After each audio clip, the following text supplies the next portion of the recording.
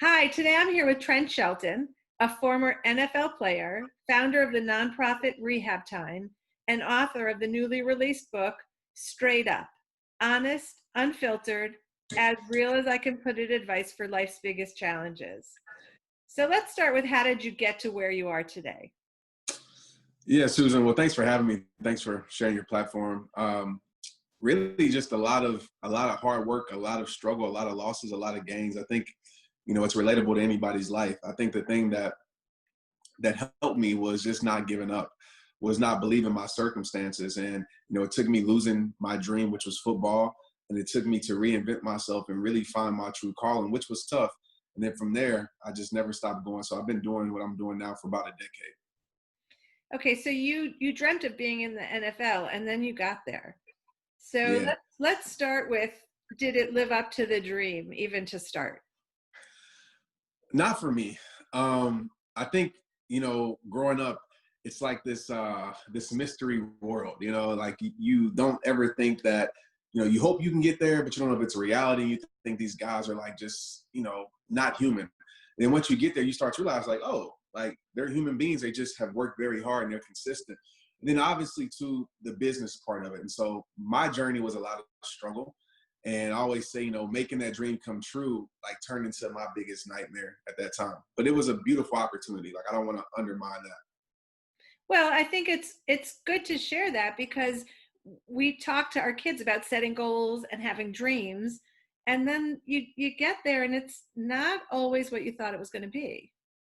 Yeah, absolutely. I think it's the things that come with the dream. I think we fall in love with that, right? We fall in love as a kid with notoriety. We fall in love with maybe the financial part of it. We fall in love with that part. And then once you get those things, you start to realize, like, wait a minute, like, okay, this is cool, but it still doesn't fulfill me. I still feel a little empty inside. And the success, the pinnacle, the thing that I thought would like make me on top of the world, oh, I still have problems and issues. And so I think the key is like really finding fulfillment in yourself. And then once you reach that dream, the things that come with it are great things, but they don't control you. So you got cut eventually. Yep. It's pretty hard to walk away from that on your own, right? So how long was it before you realized it was a gift? It took a while. It took me walking into my calling. I mean, it took me facing my fear of public speaking. I'm an introverted person. So even today, I mean, my parents will still laugh to this day. It's like, you're the kid that was always in this room that we would never think would be a speaker or author. And it took me really walking into my fear and realizing that this was it. And as I went on this journey and started to share my story that I didn't even think was special, I started to share my story. I didn't think my voice was powerful. And when people started to relate, I started to realize, like, wait a minute, I had to lose that in order to gain this. Oh, like football wasn't my everything. It was just a vehicle to lead me to what I was really called to do. It was to build me with certain mindsets and habits to be able to get to this place. So that's when I realized that losing the NFL was the greatest gift of my life. So let's go to that in between time, because it's so hard to talk about this, and a lot of people just go from, I lost this, I found this, and then I realized it was a gift. So in that in between time, what did it feel like to wake up the next day? After getting cut, Yeah. yeah. Well, I got used to it because I got cut about 7 or 8 times, throughout my journey and brought back to the same team, released from the same team. I mean, the first time I thought it was a joke. I thought they were playing. And I started to realize, like, oh my gosh, like, what am I going to do in my life?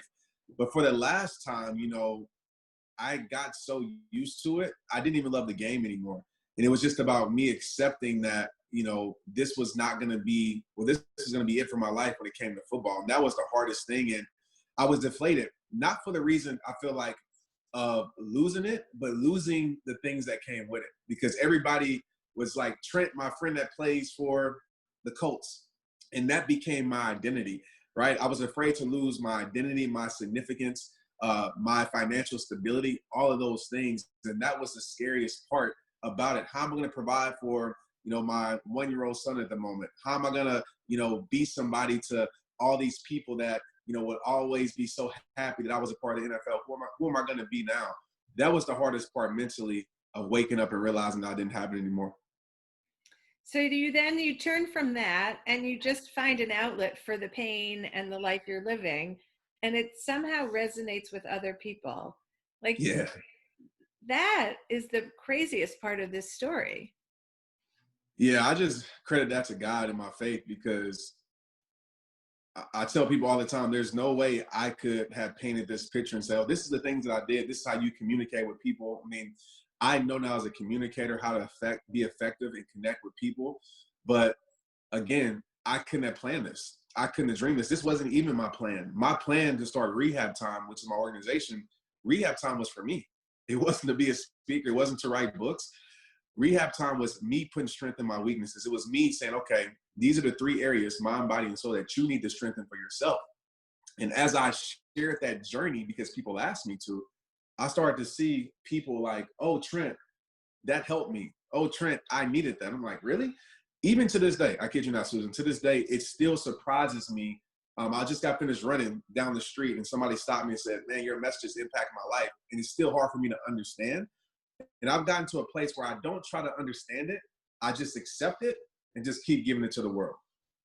Well, first of all, I love the humility in that story. It makes you so endearing, and I want to hear more from you because you have the delight of surprise still, and hopefully you keep that, right, like Yeah, as time goes on. So give us a little bit of the background of Rehab Time and maybe repeat again the three things that are the core. absolutely. So rehab, the word rehab, right, came from sports for me, right? When you get hurt, you go to rehab. And I know that process. And if you ever been through physical therapy, physical rehab, whether you've been in a car wreck or you broke something, like it's terrible. I mean, especially with sports, because you're so eager to get back out there. And I started to think about that is life, whether it's relationships, you get your heart broke, you're so eager to get over that and heal. But just like sports, if you get out there faster than what you're supposed to, like I've done plenty of times and not heal properly, I got hurt even more. So it taught me patience. So I was like, man, like this is life for me. So I said, okay, mind, body, and soul, what could I do to rehab my life, right? Put a strength back into a weakness. So for the mind part, I wasn't reading books at that time. So I need to read books to obtain knowledge that I don't have. I dug in my faith harder. I took my body and my health more seriously into a whole nother level. So the word rehab stands for the acronym, which I don't say it enough, renewing every heart and body. And so that was the acronym that I created for Rehab Time. And it started with myself. And from Rehab Time, I built, outside of mind, body, and soul, there's three pillars that I feel like is the rehab process. And it's pretty simple. We all can do this every single day. The first R is reality. And literally, my quote with that is, you'll never win your war by running from your battles, right? So you have to face your truth, whatever that truth is. The second R is release. The thing I love to say is that there's certain things that need to be released from your life because there's certain things that can no longer be a part of your life, whether that's people, whether that's habits, whether that's your mindset. And the third R, which is most important, and most people don't get to this place, is repair. The only way to harbor true strength is to conquer pain at its deepest level. Because if we don't get down to the root issues of things, of why we do certain things, then those problems, those situations will find its way back to the surface. And so that's a repetitive process that I'm always asking myself, okay, reality, release, repair, in so many different avenues in my life. All of us need to kind of sit with uncertainty and sit with failure. Yeah, But it's now you're kind of past that moment, and yet you're still trying to relate to people who might got be you. going through it at this moment. So, how do you keep that alive in you? And is it important to keep it alive because we know that there's going to be another moment in our lives, that it's never going to go just this, I figured out rehab and now I'm all good for the rest of my life. Yeah, it's a repetitive process. I mean, my life, even right now, is very overwhelming, and that's something I share openly with people. I always say your transparency leads to your transformation. So I'm not at the mountaintop. Even if I've been to certain mountaintops, like, oh, okay, this is how I figured it out. I'm always back down in the valley, whether it be to help other people, whether I'm there personally with stress, or it's just to help other people, letting people know that I'm with you, because nobody is perfect. We all have our struggles. We all go through our our struggles, our imperfections, our setbacks. And so I'm always embodying that. And also, if I say it's a relationship and I've grew from bad relationships because I'm married now, I'm a person that's a super empath. And so I'm always picturing myself in that person's shoes. Like, what is this person thinking? One of my secrets, it's not really a secret, I tell everybody about it. Even before I speak, before I make a video, I'm always having a conversation with the person. It's not a real conversation, but I'm always having an imaginary conversation with the audience, right? So I can figure out, okay, what are the questions that they're asking? What are they dealing with? And how can I relate to that? And it usually helps me connect with people on a deeper way. I like being a super empath. I want to call myself that. That's an Yeah. awesome word. So what do you want to tell your teenage self? Hmm. So actually, probably a few things. Number one, I would tell my teenage self that, everybody that's, as I say, riding with you might not be riding for you. It's something that I try to preach to my son now and to myself in my past. Like, it's not about the size of your circle, it's about the loyalty that's in it. The second thing I want to tell myself is, you're going to work, time is valuable, right? And I think when you're younger, you just feel like, you have forever. Whether it's life or whether it's just with your dreams, time is very valuable. It's the greatest luxury ever.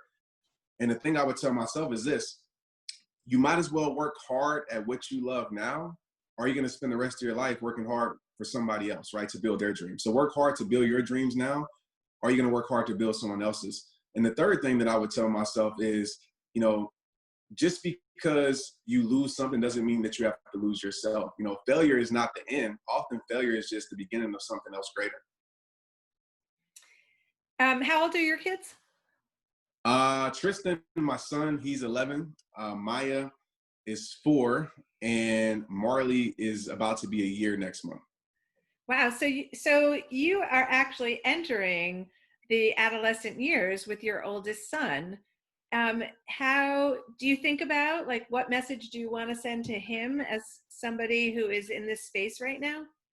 Absolutely. I feel like this is just accountability for me as a parent. My choices will become my child's consequences. I'm influenced to him. So how I deal with things, and my wife too, how we look at things, he's watching. And he's been watching since he's been a little kid. And so I take that very seriously. So I want him to be able to see in me what I'm trying to instill in him. So I want to be the example for him. So I'm not telling him to just work hard.